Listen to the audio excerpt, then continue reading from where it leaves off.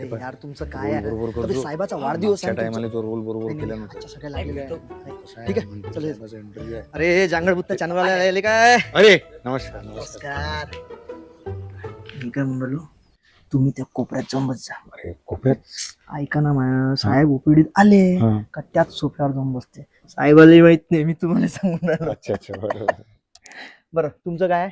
ते साहेबाचा वाढदिवस आहे. हा बरोबर हे बा सगळ्यांना सांगून आलो 3-3च्या जोडीने जा आलं लक्षात. 3-3च्या जोड.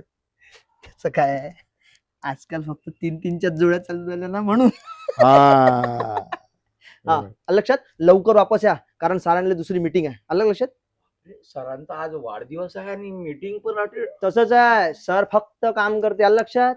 हा जा जा लवकर मॅडम तुम्ही थांबा. आलं लक्षात. तुमची मीटिंगची सारी सोय लावून ठेवलेली झाली आहे. ना? भात शिजलाय वरण टाका तूप टाका आणि मोकळं काम. चल. आलं लक्षात. चल चला अरे बसा ना बसा. हा बोला. साहेब हे जांगडबुत्ता चॅनल वाले आहेत. अरे नमस्कार साहेब. नमस्कार. साहेब एक मिनिट हा. साहेब हे निसर्ग संरक्षण मंडळ वाले आहेत. हा या, नमस्कार तुमचं या पटकन आठवा. अरे याची काय आवश्यकता होती. सर आपल्या 60व्या वाढदिवसानिमित्त हे 60 वेगवेगळ्या वृक्षांचे फुलं आणि पानं असं. एकत्र करून आपला गुलदस्ता बनवला आपल्यासाठी. क्या बात आहे. काय मस्त भन्नाट आयडिया आहे हे. तसंही माहित आहे काय आज राज्यात आपण 60 लाख वृक्ष लावणार आहे. किती 60 लाख.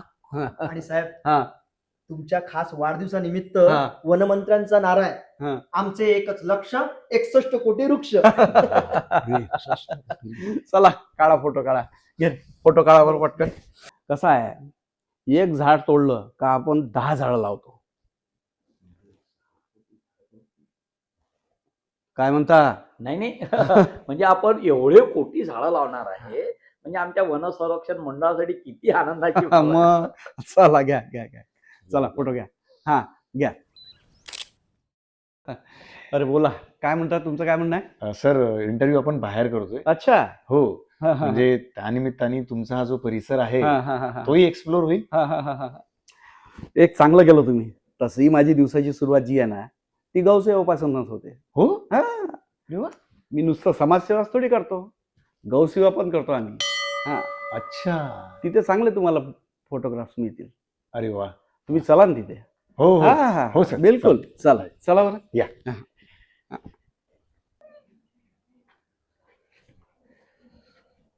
साहेब तुम्ही हे रोजच करता.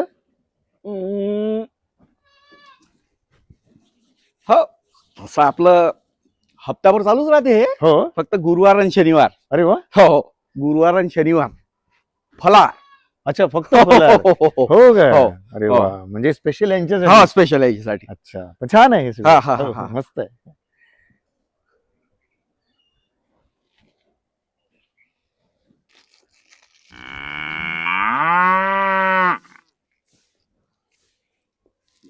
साहेब मी सकाळी चालू आणि तुम्ही बसवलेली ही सुंदर नगरी बघितली. म्हणजे बंगले तर खूपच छान आहे. असं सगळं निसर्ग संपन्न आहे सगळं मस्त. कसं आहे ना पर्यावरण आणि निसर्ग हा.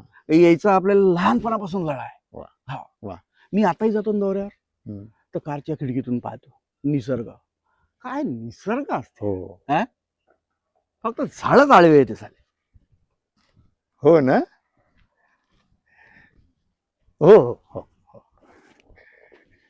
तुम्ही ही हरित नगरी बसवली आहे याची काय कहाणी आहे सर आम्हाला जरा सांगाल. त्याचं कसं आहे वृक्षवल्ली आम्हा सोयरी वनचरी हे आपल्या वडिलांना म्हटलं आहे. संत तुकाराम महाराजांनी म्हटलं असं ऐकलं. त्यानं नंतर म्हटलं पण पहिले आपल्या वडिलांना म्हटलं. तुमचे शब्द आहेत साहेब. सत्यता असेलही त्यात. तुम्ही सर हे सांगत होतात नगरीबद्दल. ते राहिलं बरोबर आहे. हे कसं हे पहिले 50 एकर पूर्ण जमीन होती आपली आणि तो जंगल. मग आपल्या पक्षाचा आला वर्धापन दिन 50वा. अच्छा. पुऱ्या देशाचे कार्यकर्ते येऊन राहिले होते. मग काय केलं आपण मग ही जमीन केली सपाट. इथं बांधले 5 स्टार टेंट आणि रावट्या. म्हणजे मोठ्या प्रमाणात वृक्ष कटाई करण्यात आली. आलो साहेब. अरे याला गिफ्ट नाही दिलं का बे. गिफ्ट भेटलाय साहेब. साहेब गिफ्ट घेतलेत मला. ते मला म्हणायचं होतं की इतके वृक्ष कापण्यासाठी तुम्ही मेहनत घेतली, म्हणजे तुम्हाला. अरे ते बंद कर पाणी. जल ही जीवन आहे म्हटलं. हो. झालं का सुरू? हो. ए रोलिंग. हा हा. तर त्याचं कसं आहे, आपलं 5 दिवसाचं अधिवेशन भरलं. बरोबर. बरोबर आहे. त्यासाठी आपण ही जागा साफ केली. हो. अधिवेशन तर जोरात झालं. हो. मग आता त्या जागेचं करता काय? बरोबर की नाही? बरोबर बरोबर. मग आपण तिथं पाडले प्लॉट. अच्छा. हा. प्लॉट तसेच नाही पाडले, हा. मध्यम वर्गीयाले परवडन असे प्लॉट पाडले आपण. हो. आणि मग हे नगरी वसली. अच्छा. मग म्हणजे या नगरीतील घरांची नावही तुम्ही झाडावरून ठेवली. हो. म्हणजे हो. तुमची क्रिएटिव्हिटी बघा सर, हो. की घरांची नावं म्हणजे कशी ठेवली तुम्ही. कडुलिंब कॉटेज, हा. पिंपळ पॅलेस. हा. म्हणजे तुमचं जे निसर्ग प्रेम आहे ना ते दिसतंय सर. बरं, एवढंच नाही, काय झालं तुम्हाला सांगतो. मग हा जो पॅटर्न आहे ना आपला, हा. हा पुऱ्या देशभर पसरला. पूर्ण देशभर. हा. कुठं अधिवेशन झाले, हा. कुठं महाअधिवेशन झाले, हा. कुठं काही कार्यक्रम हम्म, झाले, हम्म, हम्म. तर अशी जागा शोधाची हा. आणि साफ करायची. अच्छा. हो. साफ करायची म्हणजे झाडं तोडायची. एकदम तसं नाही ना ते. तुम्ही राजे येऊन जाऊन तिथंच येता. कसं आहे माहित आहे का, आता हे जागा साफ केली आपण, बरोबर आहे. बरोबर. ते द्यायची बिल्डरने, हम्म. तिथं करायची वसाहत निर्माण.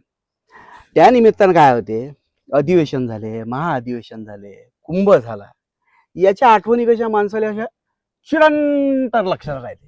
आलं का तुमच्या लक्षात? आणि दुसरी गोष्ट कशी आहे माहिती आहे का, मेमरीज. Memories R important. पण साहेब, पण काही लोक टीका करतायत की झाडं तोडल्याने पर्यावरण असंतुलन होत आहे. म्हणजे ऋतू बदलत आहे, पृथ्वीचं तापमान वाढत आहे, सिमेंटची जंगल वाढत आहे, आणि ह्या सगळ्या मोठ्या मोठ्या ज्या इमारती आहे त्यांच्यामुळे धोका निर्माण झालाय. म्हणजे तात्पर्य की ऑक्सिजन लेवल कमी होत आहे. अरे तसं काही नाही होत ना हो. बसा तुम्ही. तसं काही नसते होत. कोण सांगितलं तुम्हाला झाड ऑक्सिजन देते म्हणून? अरे बा, ऑक्सिजन हा वायू आहे, त्या सिलेंडर मध्ये असते तो. डॉक्टर लोक ते सिलेंडर घेते पेशंटच्या तोंडाला लावते. मला एक सांगा, झाडानं जर ऑक्सिजन निघालं असतं तर डॉक्टरनं पेशंट झाडाला नसता बांधला काय? हा काय राजा, काय गोष्ट करून राहिले. हे खरं आहे साहेब, पण पर्जन्यमान कमी होत आहे. म्हणजे झाडं नसल्यामुळे जमिनीत पाणी मुरत नाही आणि लोक टीका करतात. तर या टीकेवर काय उत्तर तुमचं? हेही साफ चुकीचं आहे. कोण म्हणते झाडामुळे पाऊस पडते म्हणून? अरे पाऊस पडते ते उंच उंच ज्या इमारती राहते ना त्याच्याच्यानं पाऊस पडते.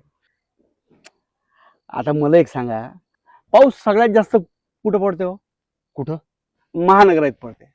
पा, मुंबई घ्या, पुणा घ्या, नाशिक घ्या, संभाजीनगर घ्या, नागपूर घ्या, इथं उंचच्या उंच इमारती आहे म्हटलं.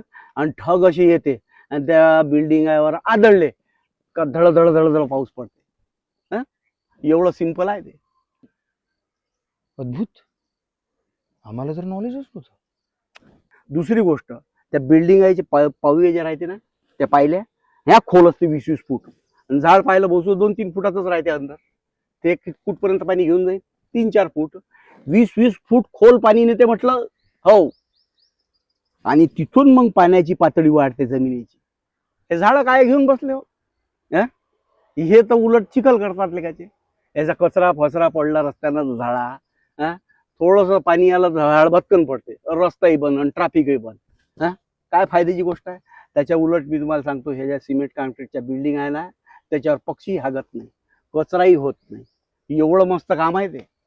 म्हणून तर म्हणून राहिलं मी तुम्हाला, काय हे मस्त जिथं पाहिजे तिथं सायले बिल्डिंगा उभ्या करा आणि मस्त पॉश मध्ये राहा. वा वा साहेब, अप्रतिम.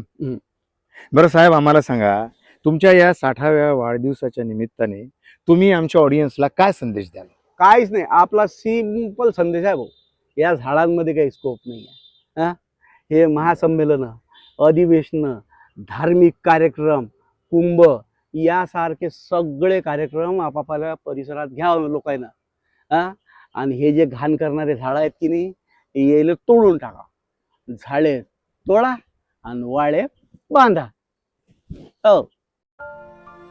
झाड तोडायचे, कापायचे, लगदा करायचा, कागद बनवायचा, त्यावर लिहायचे, ते छापायचे, मग वाचायचे.